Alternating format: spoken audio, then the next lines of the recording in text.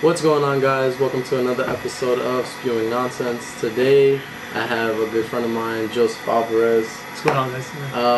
Thank you for all the comments and likes on Facebook and YouTube. A lot of good suggestions and comments. I really appreciate it. Today, what do we have today?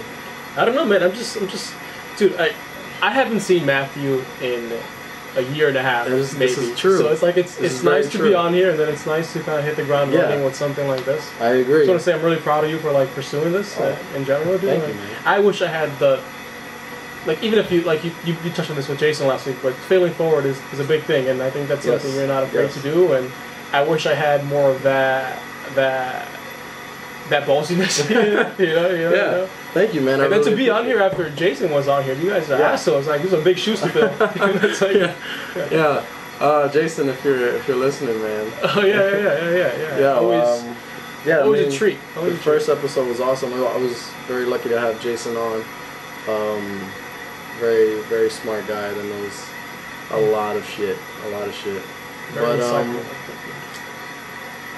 I think we should touch on a lot of topics today. Definitely stuff on relationship, love. I hear that's a pretty big topic for a lot of watchers out there. Like, relationships are a big thing. Yeah. Love is a big thing. Oh yeah. You know, are you the one? Are people looking for the one? I mean, the majority of the viewers out there are probably in my age range of like 20 to 25, 27. Okay. And I mean, Joseph here is 24, so it's like 24. Yeah. Single guy. Right. Yeah. Are you looking for love, man? Like, man, so that's one of the questions I've been asking myself. Like, dude, I mean, what's going on, right? Yeah. So, but I think it goes back to knowing, or at least having this false romantic idea that there is a one specific person. I'm not sure I'm there yet. Mm-hmm. You know, in terms of, like, I like to say, everyone likes to deify, which, make gods of their romantic partner, or at least the idea of their romantic partner. Yeah. And I think looking for that definitely puts a roadblock on ourselves, because we set these unrealistic expectations. Okay.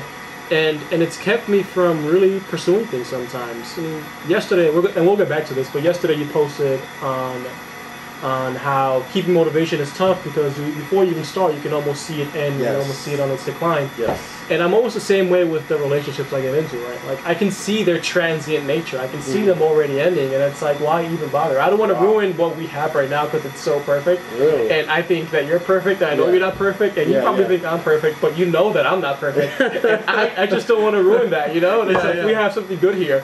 And then, of course, that nothing comes into fruition when you think of things like that. Yeah. So, that's been where I've been with that, man. It's just been trying to kind of, I mean, there's this great line that goes, you haven't met yourself yet, but the beauty of meeting other people is that they might introduce you to you. So it's, I like that's the thing that goes with anyone, not just the opposite sex, but meeting new people. And that's been my medium for getting to know myself and getting to know other people, is trying to find that one. Yeah. Just that group of people I can be on the same wavelength. And, it's a journey, dude. Life's a journey. Definitely. I think it's so dope, though, because, like, when you're in your 20s and, like, now that you're able to go out to bars and places and clubs, and you just mingle get to meet.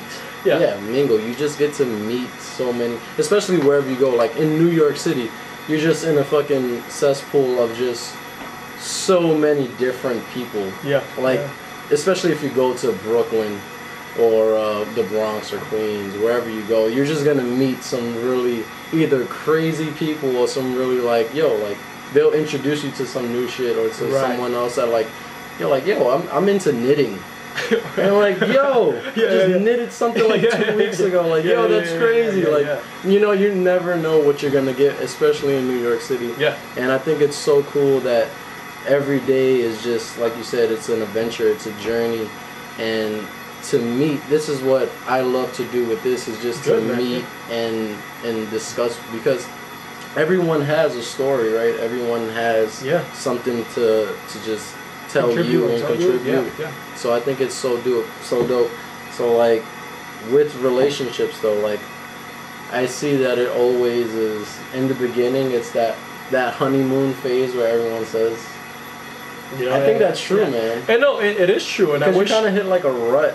You do, and I hate that point ends because that's the bliss I want to be caught up in all the time. But do you always want to stay in the honeymoon phase too, though? Yeah, like because I like that realism. You know, I like that raw love that sometimes you have to that isn't perfect and it isn't always 100% there, but you kind of feel it and you like it for what it is because it's so real and so human. So I'm definitely a sucker for that. But I mean, I don't want to cut you off. No, really. That was my train of thought. My train. Oh man. Yeah, but I mean, because like, how long does even a honeymoon phase really last?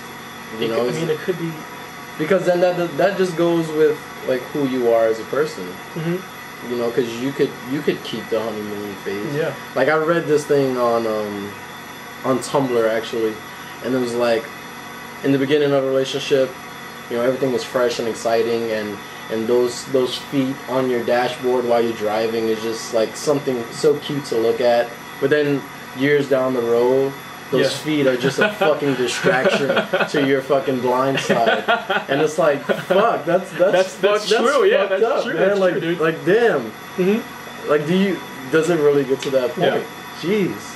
I mean, your texts go from, babe, are you coming over? I miss you too. Let me get some sleep. Right? Yeah, things like that, right? Dude, I wish we could hack that, dude. I mean, that all being in love and just like experiencing new things. I hate that all of that ends, man. I mean, I think. Like, we've seen so much advancement in biotechnology and in medicine that, like, why does this have to end? Could we hack a way through that? Maybe could we engineer a way to not have to go through that? Human, man. I think that's when the honeymoon phase, quote unquote, does end. That's really when I think that itself creates a new opportunity for further growth with the human. Because there's nothing more beautiful than having a lifelong partner. And that honeymoon phase isn't always going to be it. It's not always going to be there. But once you get to know this partner and who they are and those little things, that's a beautiful thing, dude. And I think that's one of the things I'm most looking forward to as I get older. Definitely, yeah. And shout out to Jason for telling me this, because I remember he told me, yo, have sex every so often, man, because you never know. Jason, this is going on Facebook. when's the next time, man? And it's so true. So, all my listeners, if you have the opportunity to have sex, have it as often as possible, because you never know when you won't have. And to go back to the point of me on Facebook, and it was actually funny because like sometimes I just go through these Kanye moments of just ranting, and I think that's something we all need to do sometimes. Facebook is just a great place for me to spew my emotions sometimes, and it was actually funny because after I posted that previous post, I got like a couple text messages from people saying like, "Yo, Matt, what's up? Like, are you okay?" You okay? Yeah. And like it took me back, like, wow, like, yeah, and like it didn't even hit me. Like they just asked me like, how you doing? And I was just like an automated response was like, good. And I'm like, oh, dude, like I saw you on Facebook recently, like, and I was like, oh, so this is where the text is coming from, and I was just like, everything's good, man. Sometimes I just need to to sometimes say you have some to say shit. like, fuck, like yo, you ever just get into a car and just yell? Or just go into a place where you're so comfortable where you could just scream at the top of your lungs. Oh yeah. Like, yo, just screaming, it could fucking help. I'm telling you, get into a good place. My place will be my car while I'm driving or parked somewhere very secluded, and just yelling my lungs out. It is very, very beneficial to you. I promise you that. Yeah. But it's amazing how much we can change just by changing just like our physiology. Just like doing things like that, just yelling out a yell. Yeah. And it could be these small transformative experiences, but we all need them. Yeah. Like I admire. I mean, I like to romanticize a lot of things in life, right? I mean, like whether it be adversity, whether it be having resilience. But I admire anyone who kind of, like I said, kind of takes that moment event, right? Like, and it goes back to you talking about complacency just a few weeks ago. Yeah. And it's like, no, things aren't okay. I'm gonna throw that tantrum, and that's totally fine. And I think that's undervalued, especially in this generation where everything is so. I don't want to say soft, but we need these trigger warnings towards everything. Yeah, man. And going around and just kind of stopping things and saying, guys, fuck. Yeah. I think that's great, man. I think it's Dude, definitely something we have to practice a lot more. Yeah, we all have that inner child in us, man. Yeah, exactly. Inner child never leaves. Yeah. And sometimes it's like, you just gotta let that shit out. Like I said, like, life is hard, man.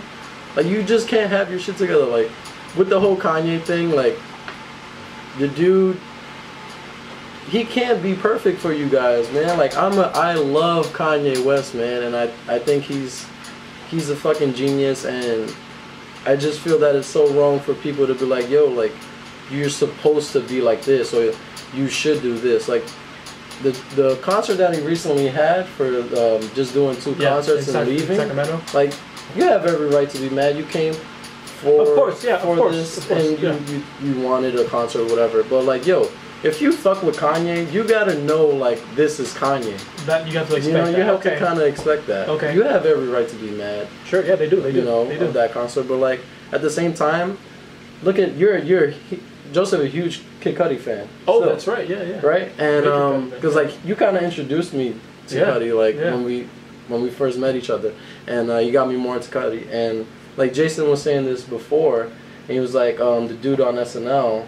Pete Davidson? He's like, yo, Cudi saved my life, man. Yeah, that's right, like, that's right. And, I'm sorry, it's crazy. Like, for real, like, Kid Cudi saved your life, bro. Like, if you listen to Cudi, and like, when I do, I was like, yo, he understands, man. He just understands. And I feel like you need people, like, who do we have to even come and talk to with some heavy shit, especially as a man? Right. You know, who do we go to? Yeah. Yeah, man. I mean, just to go back to Cudi, I mean, whenever I speak of Cudi, I try to speak of him. If speaking in bold letters was possible, that's what I mean to speak when I speak about Kid Cudi. I think he brought this. He was a part of this new wave of hip hop that kind of showed that vulnerability is a thing, especially in black men and in Spanish men and all kinds of and it's something that men are very. They are very eager to kind of expose themselves. Yeah, definitely. So Kid Cudi, yeah, man. I mean, he brought in that new wave, and he spoke on these things, and it does kind of make you feel a bit of relief. Yeah. Knowing that you're not the only one going through this and that. That's exactly what I always say. Like when you hear people's stories, like, yo, wow, I've actually went through that same thing, and it kind of makes you feel a little bit better. Yeah. Because you know you're not the only one. Yeah, and that's another thing I hope that these videos bring, right? It's definitely. A form of peace to other people, knowing that, hey, look, you're not alone. Look, it's okay if you feel a certain way, and what's most important is that you're honest with yourself, right? Yes, and you know, and like you said a few videos ago, self-awareness is something that it's very tough, but it starts with little things and accepting them and knowing that you're not alone. So yeah, that's why I admire this so much. Yeah. I love that you provided this medium for people to not only kind of express themselves through, but to watch other people's stories and to hear them out, man. Thank you, man. Yeah. Another question I remember I was asking you earlier is like, what have you been asking yourself? Because we wake up every morning and go to sleep every night, like constantly thinking. Like we're always moving, we're always doing something. Like I took a stroll down in the city, and I'm just no phone, nothing, just looking. That must have felt good, man. I looked around at people, and I was just like, yo, someone's always either on their phone, listening to music, talking to a friend next to them, or just in a bubble. Yeah. In the actual bubble. If this will be a fun experiment to do. Walk down the block, walk down the street, walk down the block, wherever, and look at someone. You can see if they're not like talking to someone on the phone, you can just see that they're in this like little mind bubble. And if you knew that person, or better yet, if you don't know that person, like say hi to them. It's like literally going. Forget about it. Yeah. And they'll kind of like jolt at you because it's surprising in New because York it's City, very man. very surprising, society, especially in New York. Yeah. It's like, I mean, we're also and we have every right to be defensive of our own space. Yeah, because there's crazy something people in we New York. value very much, and there are crazy people in New York that we don't know. But just trying to strike a conversation with a native New Yorker, or even someone who hasn't been here that long, but has certainly adapted to you know, just like the pros of New York. It's kind of sad, man. We have no responsibility for our other, right? Whether they be just people we share with or people we don't immediately associate ourselves with. I think we still should have a responsibility to them, and I think the hope for that isn't too good right now with you know what's Trump has in the last 3 weeks. Yeah. But that's something I hope that doesn't keep going. But I see no stop to it, man. We're so caught up in our own world and in our phones that being a recluse, I just don't think it's possible. And I'm someone who fantasizes being a recluse maybe more than anything else in my life too. Like I want to be the dude who lives in a mountain house off of an island that's west of the Pacific, right? Like that's who I want to be. I just want to be with my books. I just want to be with a few goats, with my wife and kids, and you know, a few friends. But it's not healthy. I mean, that's even that had some negativity. Yeah, I know. Yeah. And but a question I've been asking myself, I mean, you can't notice, but right now I'm battling an ear infection right now. So it's like if you hear me speaking really loud, or if you guys do, and you're like, why the fuck is this guy so loud? Yeah. But I can't hear myself out of one ear, and I can barely hear you, which is why I have to turn this way. So I mean, the question I've been asking myself, man, is like, why haven't we cured things like these? You know, things that are so basic and so everyday. We have the advances in medicine, and we have the advances in tech. I mean, cancer shouldn't be a thing. You know, things like this, they shouldn't be. So I'm excited for the advancements we see going forward. I just hope they come and that they come quick, dude. I am banking on the possibility of our life being extended by dozens of years. Yeah, I would love to live forever. We'd love that. Yeah. What's a question you've been asking yourself? How to definitely self-motivate myself every day and not even self-inspire to keep doing these videos and like actually get out there and stop being scared of failure is something I always constantly you're doing a good job of that so far, man. I mean, man, because it's kind of like you have to literally force yourself, use the force. You have to force yourself. It is Jedi shit, dude. You have to force. It's so like, have you ever made yourself uncomfortable? Oh sure. Like put yourself in an uncomfortable situation, purposefully. Yeah, I have. Yeah. How does that feel? It's terrifying. It's terrifying. Really, but I tell you what, when I come out of the other side, it's like, man, I'm so glad I did that. Right. Because that wasn't as bad as I thought it'd be, and that's gonna open doors for me to do things that I'm even more scared of, that I won't be as scared of once I get them done. It's like, just go in the morning and walk into the train station, and walk into the train and just say hi to someone, just one person. That's a scary thing, dude. That's scary as fuck. Just doing that, just saying hi. Some people just have a hard time just saying thank you or please, like manners, man. Like, I know. I don't think it's people that they don't have any manners. It's kind of scary sometimes to say sorry or to say thank you. Or you're welcome. Or you're welcome. Say thank you. That's right. Yeah. It's why, I try to practice just for example, holding the doors open for people every now and then. If I'm walking into a store that they're walking on if I know they're behind me, I'll hold the door open for them. And when they don't say thank you, a lot of the time I was like, man. So I either felt one of three ways. I was either pissed off they didn't say thank you, so I was pissed off at them. Second, I was pissed off at myself for thinking I'm entitled to a thank you from people I don't know. I mean, I have no right. I mean, and two, if I did that because I expected a thank you, that would make me an asshole. Right. So that's one. And then three, now I'm just like, well, maybe these people maybe they're just scared, you know? Maybe they just don't know how to do this. So it's like, it's also forgiving them as much as you're forgiving yourself, but it's something you still got to practice. You're doing a really good job of kind of, you know, spreading your ideas no matter what, right? Like jumping off of that cliff, and that's great. This video, these things you do, you are jumping off of a cliff, and I'm glad that you certainly been swimming.